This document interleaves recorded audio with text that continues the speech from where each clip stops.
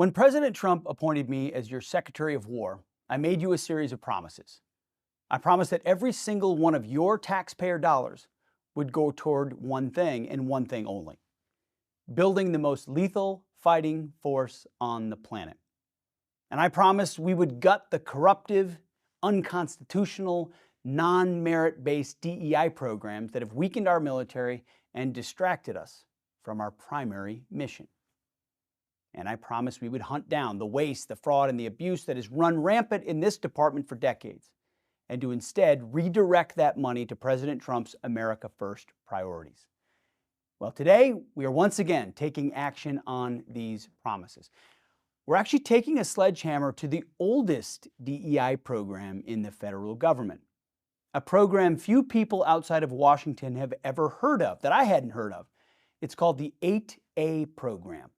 Now, if you're like me, you're asking yourself, what is an 8A? It's a great question. 8A refers to the Small Business Administration's program to assist, quote, small, disadvantaged businesses owned by a socially disadvantaged individual or tribe, end quote. Providing these small businesses with opportunities is a laudable goal. But over the decades, as it happens, the 8A program has morphed into swamp code words for DEI, race-based contracting. And here's the worst part. In many, many instances, these socially disadvantaged businesses, they don't even do work. They take a 10%, 20%, sometimes 50% fee off the top, and then pass the contract off to a giant consulting firm, commonly known as Beltway bandits. For decades, this program, 8A, has been a breeding ground for fraud, and this administration is finally doing something about it.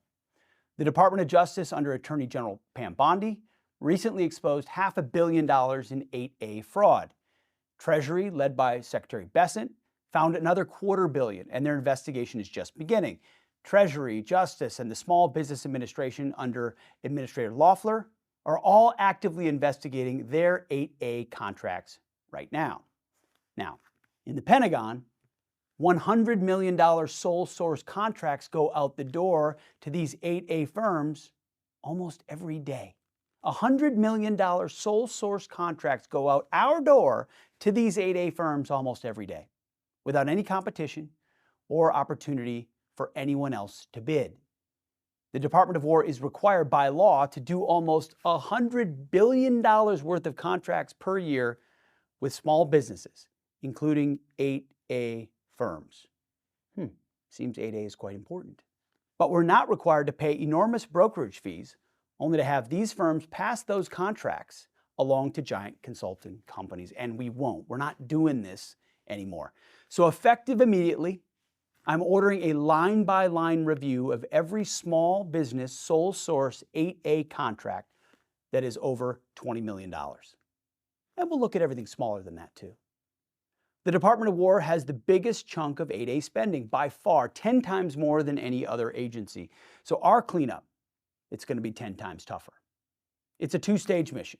First, if a contract doesn't make us more lethal, it's gone. We have no room in our budget for wasteful DEI contracts that don't help us win wars, period, full stop. Second, we're doing away with these pass-through schemes. We'll make sure that every small business getting a contract is the one actually doing the work, and not just some shell company funneling your money to a giant consulting firm. This approach is, of course, not meant to hurt small businesses, and that's not the point. America is full of great, amazing small businesses. This is part of a larger effort to transform our acquisition ecosystem into one that makes sense for the threats we face in the 21st century. I gave a long speech about this back in November. Our goal is to spend your money to build our defense industrial base with businesses large and small that share our mission, not to line the pockets of Beltway fraudsters or to advance the agenda of DEI apologists. Only lethality, and we're going to look at every single contract.